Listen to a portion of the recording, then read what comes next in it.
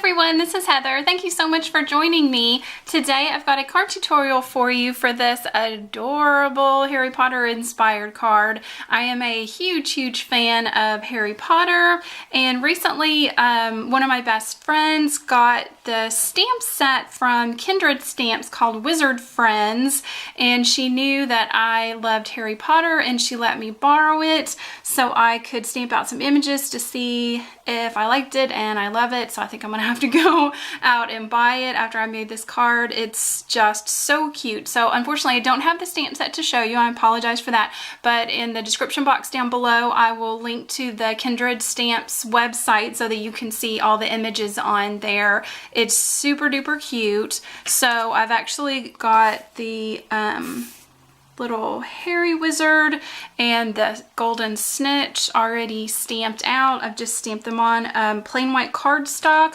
with black Memento ink because I did color in with some alcohol-based markers.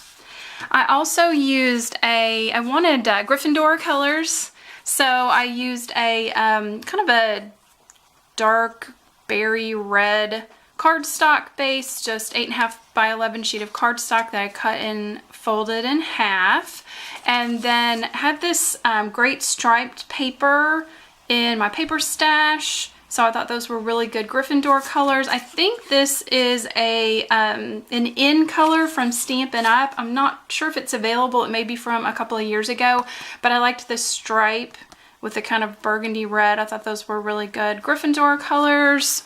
And then for the die cut, I'm using a light gray, just smooth piece of cardstock and a darker piece of textured basil cardstock. And the castle die is one that I picked up on eBay. It is a non-branded die. It's not from any company in particular. They just call them unbranded or non-branded dies. It does come from overseas, so it will take a little while to get to you. But if you go to eBay and type in castle cutting die, you should be able to find it, or something similar. There's a lot of really great die cuts of castles out there, and it was fairly inexpensive. It was only in about the $3 range, which was really great. So I thought I'd give it a try, and I was very pleasantly surprised at how nicely it die cut. So this is the die cut set. I've got it on my my magnetic sheet, which is how I store my dies. So these are all the pieces that you get. It's got the nice base, there's the little road, towers, and turrets and doors, and there's this little piece that could be extra bricks or a window, so you can make, you know, a huge castle, lots of bits and pieces. There's also a couple of fun stars. So this was the die cut set that I used to make the castle. So I wanted a little bit of texture, hope you can see that, on the castle so that it sort of looked like brick or rock.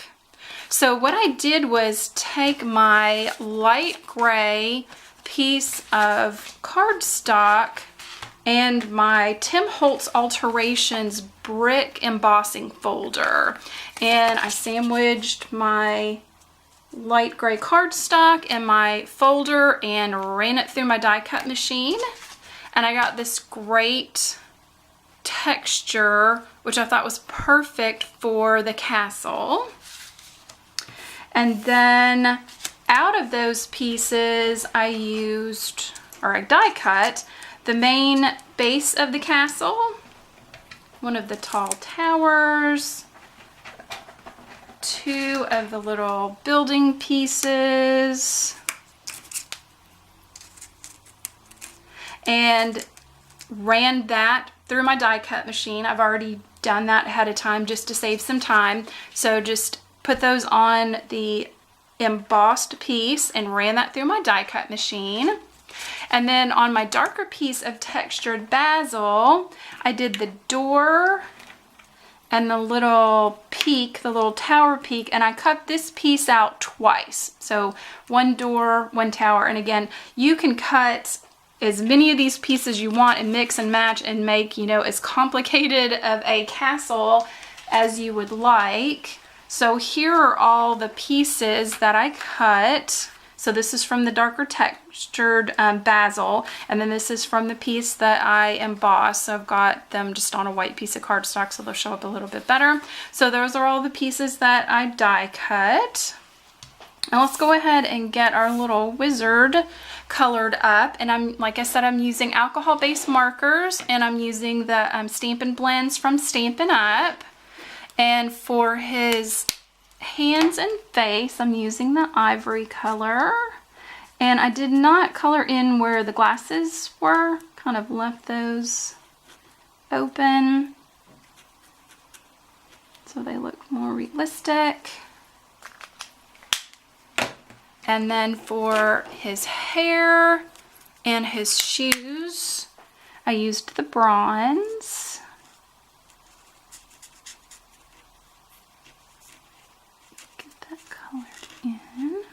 And, you know, if you want to do a lot more, you know, shading or blending, you can certainly do that. I kept this pretty simple. This is kind of a small image, so I didn't want to overdo all the layering and the coloring and everything.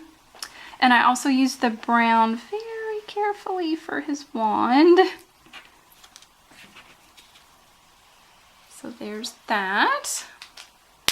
And then for his vest, I used the, let's see, sorry, grabbed the wrong one. I used the light smoky gray for his vest and his pants, and I left those kind of bands on his vest uncolored so I can add those kind of Gryffindor colors in.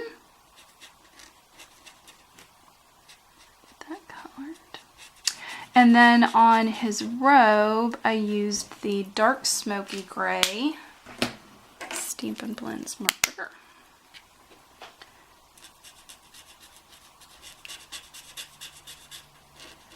And don't forget to get the underside of his robe colored in there.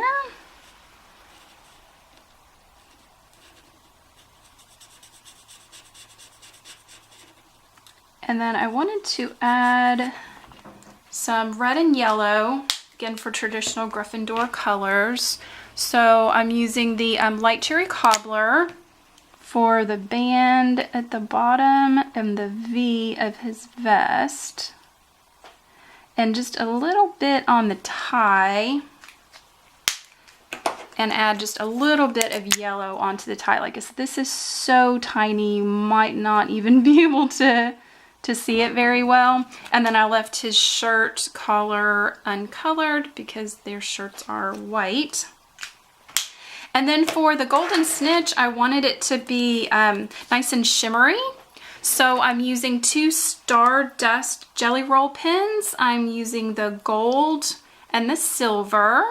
So for the wings, I'm gonna color that in the gold, in the silver. And that gives a really nice shiny sparkle to the golden snitch. Color in the center. So I hope you can see on camera that that has that really great shiny shimmery color. And now I'm going to just take my scissors and cut out my cute little wizard and my golden snitch, and I will be right back. Okay, so I have my little stamped images cut out, and I'm going to put my pattern paper down on my card base just with my tape runner and center that. And this pattern paper is cut to 5 1/4 by 4. And now I'm going to start to build my scene with all the pieces from my castle die cut. And for the most part, I'm using a glue pen because most of these pieces are pretty small. So I'm just going to put some glue pen on the back. So I started off with the road up to the castle, and I lined that up with the bottom edge of my pattern paper. And then I took the kind of main section of the castle, and for this it was large enough I just used some of my tape runner. I'm gonna adhere that. I grab one of the tower pieces, and again with the glue pen, adhere that. Kind of tuck that in just a little bit there. And I'm gonna grab one of my pointy tower parts. Don't know what all of these are technically called. And adhere that to the top. And also the castle door on the front. Kind of right where that road leads up to. So that's the beginning of our castle. And then the next section I wanted popped up a little bit just to give it a little bit of dimension. So on this tower piece, I'm going to add a couple little pieces of foam tape.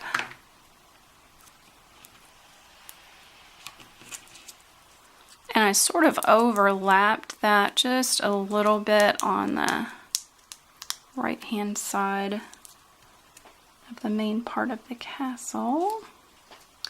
And then again on this piece and the little tower, some more foam tape. And for this, I need a little really thin, sorry I'm off camera here, really thin sliver of foam tape for that piece there. And put that down. So that's kind of got a nice little popped up look. Place that on the top. So there's our castle put together, and a little bit of dimension there. And then also on the back of a little wizard, put a few pieces of foam tape on the back of him. And another teeny little piece, I have to cut that down really small, another little small piece for the middle of that golden snitch. And again, I kind of overlapped him just a little bit with the castle, just to kind of give it a little bit of dimension. And I like just having the snitch just kind of flying off on its own up in the corner here. So isn't that cute? I really like this card. I want to thank my friend for letting me borrow her stamp set. I will definitely be picking it up. You'll probably see some more cards made with that set because it's just adorable. Like I said, I love Harry Potter. Anything fantasy, and I have lots of other kind of fantasy related stamps and die cuts and everything like that, so they really work great together. So again, this is a die cut that I picked up on eBay, and the Kindred Stamps set, Wizard Friends, and I hope you enjoyed this Harry Potter inspired card. Please check out my channel for more card tutorials, and if you liked this video, I'd really appreciate if you gave it a thumbs up and think about subscribing. Have a great magical day. This is Heather. Bye.